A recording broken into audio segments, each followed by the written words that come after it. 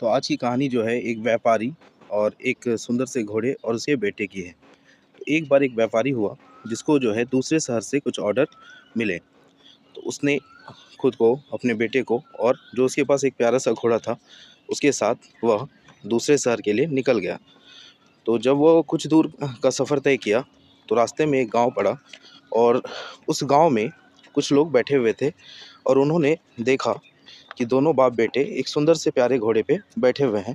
तो उन्होंने ताना कसना शुरू कर दिया कि देखो कितना निर्दयी बाप बेटे हैं, ये सुंदर से प्यारे घोड़े पे बैठे हुए हैं और इसको जान से ही मार देंगे। तो ये बात सुन के उन लोगों को बहुत बुरा लगा और उन्होंने उन दोनों ने घोड़े घोड़े से नीचे उतरकर पैदल चलना शुरू कर दिया।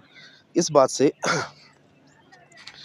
इस बात से वहाँ कुछ दूर जब वो लोग पैदल चले तो फिर एक गांव आया।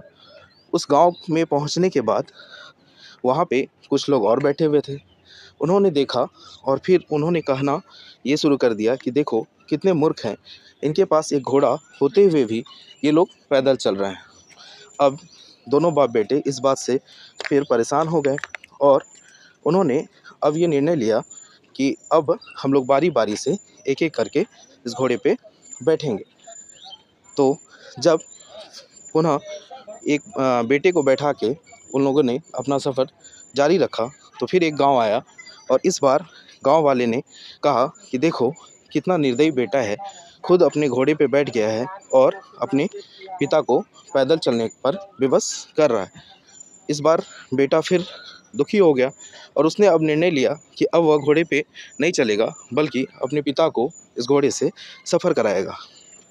अब कुछ दूर चलने के बाद फिर एक गांव आता है और लोगों ने अब ये कहना शुरू कर दिया कि देखो कितना निर्दयी पिता है, खुद घोड़े की सवारी कर रहा है और अपने बेटे को पैदल चला रहा है। तो अब उन बाप और बेटे को यह समझ में आ चुकी थी कि वो लोग कुछ भी कर लें, लोग तो कुछ ना कुछ कहेंगे ही। इसलिए अब उन दोनों ने निर्णय किया कि अब चाहे लोग कुछ भी कहें, वो दोनों अपने मंजिल पे एक साथ घोड़े पे बैठ के पहुँचेंगे। ये उनका दृढ़ संकल्प था। उन्होंने ऐसा ही किया। राह में और कई सारे गाँव आए, गाँव वाले ने सेम जो अपना काम था वही किया, परंतु उन लोगों ने अब किसी की बात नहीं सुनी और इस बार वो अपनी मंजिल पे समय से पहुँचे। तो इस छोटी सी कहानी में हमें ये सीख मिलती है कि हमारा जो लक्ष्य है उसके लिए चलते रहना चाहिए। राह में कई लोग मिलेंगे जो अपना ताना बाना बुनेंगे। अगर हम उनकी बातों को सुनेंगे तो हमारा सफ़र और कठिन कठिन और लंबा हो जाएगा।